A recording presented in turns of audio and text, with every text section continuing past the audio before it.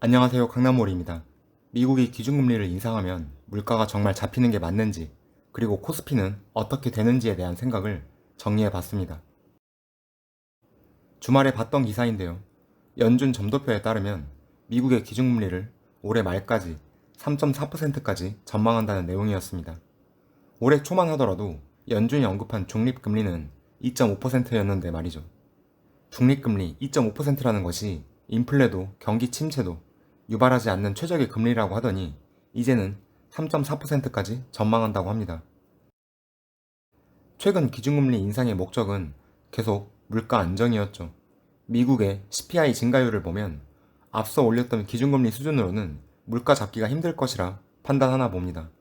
동시에 연준은 미국 실질 GDP 증가율도 2.8%에서 1.7%로 하향 전망하고 있습니다. 다 좋은데 물가 상승의 주범, 유가를 기준금리 인상으로 잡을 수 있기는 할까요? 일단 유가 상승은 바이든 대통령 지지율에 도움은 되지 않는 것 같아요. 바이든 대통령의 지지율을 보면 2021년 1월 55% 수준에서 현재 40% 미만으로 보입니다. 같은 기간 미국 가솔린 가격은 갤런당 2.7달러 수준에서 현재 5.5달러까지 되었습니다. 2배 수준이죠. 11월 중간 선거를 앞둔 바이든 대통령의 속마음도 애가 타고 있지 않을까요? 바이든은 중동 지역 방문을 앞두고 있습니다. 특히 사우디 일정에 대해서 많은 언론이 관심을 두고 있었는데요. 사우디의 증산을 기대하고 있었죠. 아니 그런데 2일 전 기사를 보니까 사우디에서 왕세자를 만나지 않는다는 기사가 보이네요.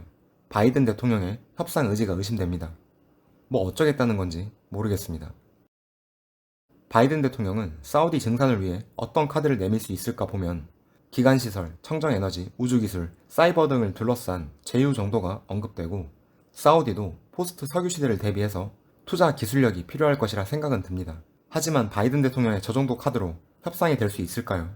사우디가 뭐가 아쉬워서 저 카드를 받아줄까 싶기도 합니다. 미국 입장에서는 중국 견제 세력 확보도 필요한 시점인데 바이든 대통령의 좀 더 적극적인 자세가 필요하지 않을까 생각해 봅니다. 미국 기준금리 인상으로 기대 인플레이션을 낮추고 수요를 억제할 수는 있겠지만 공급망 쇼크에 대한 근본적인 해결책이 없다면 미국 기준금리 인상 효과는 단기적일 것이라 생각하고 있습니다. 결국은 정치적, 외교적으로 풀어야 할 과제라고 생각합니다. 이러한 생각 때문인지는 몰라도 월스트리트 저널에서는 연준이 미국 기준금리를 최소 4%에서 7%까지 올려야 물가가 잡힐 것이라는 분석도 나오고 있는 모양입니다. 미국 기준금리 인상에 따라 한국 기준금리도 인상될 것이라고 많이 예상합니다. 저도 그렇고요. 일단 미국 기준금리가 더 가파르게 오를 것이라 전망되고 한국과 미국 간의 기준금리 역전은 불가피할 것처럼 보입니다. 뭐 어쨌거나 한국도 기준금리를 올리기는 할 텐데 벌써 걱정되는 것이 한둘이 아니죠. 먼저 우리나라 가계부채와 이자가 먼저 떠오르실 겁니다. 오늘 기사만 보더라도 우리나라의 GDP 대비 가계부채 비율 수준은 상당히 높은 편이라는 내용이 많이 보이더군요. 우리나라가 104%, 미국은 76%, 일본은 59%네요. 근데 여기 GDP 대비라는 것이 1인당 GDP라면 연봉 정도를 의미할 텐데 연봉 대비 100% 부채가 정말 심각한 건가? 의문이 듭니다. 그리고 네이버에서 따로 찾아봤습니다. 가구당 자산이 5억 수준인데요. 가구당 부채는 8,800만원 정도입니다. 여러분이 보시기에 이게 심각한 부채 비율로 보이실까요? 제 눈에는 자산 5억에 부채 8,800만원이면 전혀 심각하게 생각되지가 않습니다. 저 정도 수준에서 한국 기준금리 올린다고 경기 둔화가 올 것이라고 생각하지 않습니다. 우리나라가 기준금리를 인상하면 물가가 잡힐까요? 글쎄요. 미국 기준금리에서도 설명했듯이 공급망 쇼크에 대한 근본적인 해결책을 우리나라도 가지고 있지 않습니다. 우리나라가 기준금리 인상한다고 해도 미국 기준금리와 역전이 예상되는 지금 차라리 외국인 자금 유출을 걱정하는 게 더 나을 것 같습니다. 외국인의 자금 유입은 이머징 남미, 사우디, 중국 등으로 흘러가고 있는데요. 우리나라는 아직 자금 유입의 기미가 보이지 않습니다. 사우디나 이머징 남미의 경우에는 자원 국가라서 자금이 유입되고 있다는 레포트였고 중국은 락다운 완화와 경기 부양책 발표에 따라 외국인 자금이 유입된다고 하는데 우리나라는 뭐 아직 별 반등의 기미가 없습니다. 하지만 언제까지 외국인 자금 유출만 되지는 않겠죠. 현재 시점에서 보면 한국과 미국 기준금리 역전에 두 가지 입장이 있습니다. 자본 유출 대 한국 기초체력 감안하면 제한적일 것이라는 입장이죠. 자본 유출 또는 자금 유출이 제한적일 것이라는 입장의 이야기를 들어보면 2005년 8월에서 2007년 8월 한국과 미국 간의 기준금리가 역전이던 시기에 외국인 자본은 실제적으로 1055억 순유입이 되었다고 합니다. 리만 사태가 터지기 직전이었으니 뭐 그랬을 수도 있겠다 싶어요.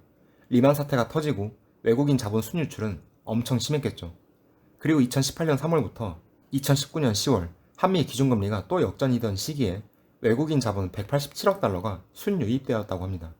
뭐 그렇게 유의미한 숫자인지는 잘 모르겠지만 말하고자 하는 요지는 이거겠죠. 한미 기준금리가 역전된다고 해서 꼭 자본 순유출이 발생하지만은 않는다 라는 것이겠죠. 개인적으로 이 주장에 조금 더 생각을 보태보자면 코스피의 분기별 영업이익 컨센이 나쁘지는 않다는 점입니다. 2022년 2분기 컨센을 보면 전년 동기 대비 6.9% 증가를 예상하고 있고 2022년 3분기 컨센은 전년 동기 대비 3.4% 증가를 전망하고 있습니다. 실적이 좋아지는데 자금 유출이 과연 심할까요? 그리고 최근 흐름을 보면 컨센 대비 실제 실적이 더 잘 나오는 경우가 많았습니다. 회색은 컨센이고 파란색은 발표 실적인데 대부분의 경우 발표 실적이 좋았습니다. 앞으로도 그럴 경우가 많다고 예상한다면 자금 유출이 드라마틱하게 크지는 않을 수도 있겠다 생각은 듭니다. 기준금리 역전에 따라 환율은 더 올라갈 수 있겠죠. 기준금리 인상을 하지 않아도 환율은 더 올라갈 테죠. 고환율은 수입물가 상승의 원인이 되고 이는 인플레이션을 자극하겠죠. 이것과 또 반대되는 의견도 제시할 수는 있습니다. 환율이 상승하면 물가가 상승하기도 하겠지만 우리나라는 수출국가 아니겠습니까? 무역 수지도 개선될 것이라는 점도 생각해야 됩니다. 꼭 부정적인 면만 있는 것은 아니다 라는 점을 강조하고 싶었습니다. 리만 사태 때 미국을 보면 기준금리가 약 2년 동안 1%에서 5%까지 올랐습니다. 그리고 당시에 모기지론에 의해 가계부채도 가파르게 올랐었죠. 그리고 연체율이 조금씩 문제되던 시기에 결국 이 부담스러운 부채는 가계 순자산의 감소를 일으킵니다. 그리고 민간 소비는 확 줄어들었죠. 하지만 2022년은 어떤가요? 기준금리가 오른다고 해서 부채 이자를 갚기 힘든 상황의 부채 규모가 아닌 것처럼 보이죠. 그리고 가계 순자산의 규모는 2008년에 비해 훨씬 더 안정적입니다. 미국이 기준금리를 올린다고 해서 쉽게 소비 충격까지는 가지 않을 것이라 생각합니다. 유가만 잘 잡는다면 많은 문제가 해결되지 않을까 생각합니다. 제발요.